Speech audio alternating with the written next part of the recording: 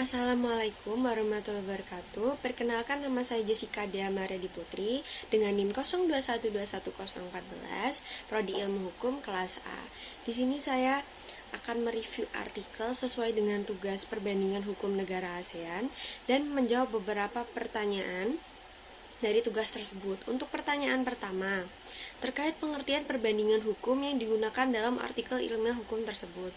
Untuk artikel yang saya pilih sendiri itu menggunakan metode yuridis normatif yang berarti berdasarkan bahan hukum utama merujuk kepada perundang-undangan. Dan artikel ini juga mengatakan bahwa juga berdasarkan handbook, jurnal, dan laporan tahunan. Untuk melengkapi penelitian ini, dilengkapi dengan wawancara untuk membuktikan kebenaran teori-teorinya. Untuk soal yang kedua, apa yang menjadi objek perbandingan hukum dalam artikel ilmiah tersebut? Untuk objeknya sendiri, saya memakai perbandingan hukum perlindungan untuk anak korban seks trafficking yang ada di Indonesia dan di Filipina. Untuk perbandingan hukumnya sendiri yang ada di artikel ini itu ada dua, itu perbandingan cara menangani korban, rehabilitasi korban, dan sanksi bagi para pelaku menurut peraturan dari negara masing-masing di negara Indonesia dan Filipina. Untuk soal ketiga, yang dibandingkan berupa persamaan, perbedaan, kelemahan atau kelebihan.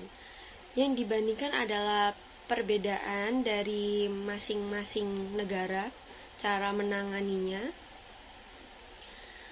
Seperti di Indonesia dalam Undang-Undang Nomor 35 Tahun 2014 tidak menyatakan secara terus terang terkait rehabilitasi korban, tetapi dalam artikel yang saya pilih terdapat wawancara yang telah dilakukan dan menyatakan bahwa rehabilitasi dikoordinasi oleh Dinas Sosial kembali dengan mengurus BPJS.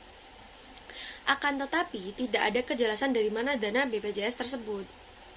Sesuai dengan Pedoman Perlindungan Anak Terpadu Berbasis Masyarakat atau disingkat dengan PATBM dan Gugus Tugas Tindak Pidana Perdagangan Orang atau disingkat TPPO yang dirilis oleh KPPPA, petugas hanya diberikan waktu 14 hari dan dapat diperpanjang 2 kali untuk rehabilitasi korban. Jika dirasa korban sudah pulih dalam 14 hari lebih itu, akan dibawa ke psikolog atau dipulangkan dalam catatan pengawasan. Apabila trauma itu kembali terjadi, pengawas wajib melaporkan kepada Dinas Pemberdayaan Perempuan dan Perlindungan Anak atau disingkat dengan DPPPA. Untuk ini tuh melihat waktu korban rehabilitasi sangatlah singkat untuk mental korban yang sedang tidak baik-baik saja. Dan beberapa pertanyaan tidak dijawab dalam Undang-Undang Nomor 35 Tahun 2014 maupun turunan undang-undangnya, seperti kompensasi untuk proses rehabilitasi korban.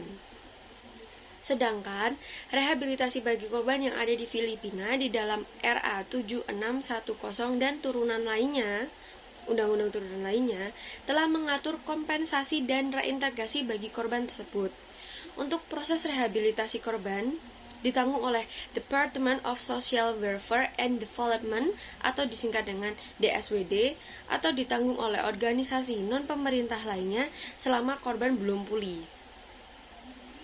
Biaya yang digunakan untuk rehabilitasi korban itu dari kompensasi pelaku. Proses rehabilitasi yang diatur di dalam RA 7610 dan turunannya didukung dengan adanya barangay dan samahai yang berada di daerah tempat tinggal korban dan mengkoordinasi para guru di sekolah korban dan rehabilitasi akan tetap berlanjut dengan Child Protection Police yang berfungsi untuk mengembalikan korban sebagai anggota masyarakat yang aktif dan produktif pastinya. Untuk saksi sendiri di Indonesia dalam Undang-Undang Nomor 35 Tahun 2014 meratakan hukumannya, tetapi ditambah 1/3 jikalau pelaku orang terdekat korban menimbulkan luka berat, penyakit, hingga kematian korban. Untuk kesimpulannya, frasa dan atau yang digunakan di dalam UU tersebut, UU Nomor 35 Tahun 2014 ini, menjadi sifat penalti terhadap denda untuk pelaku yang diatur dalam Undang-Undang Nomor 35 Tahun 2014 itu dilihat dari sampai mana ia melakukan tindakan tersebut.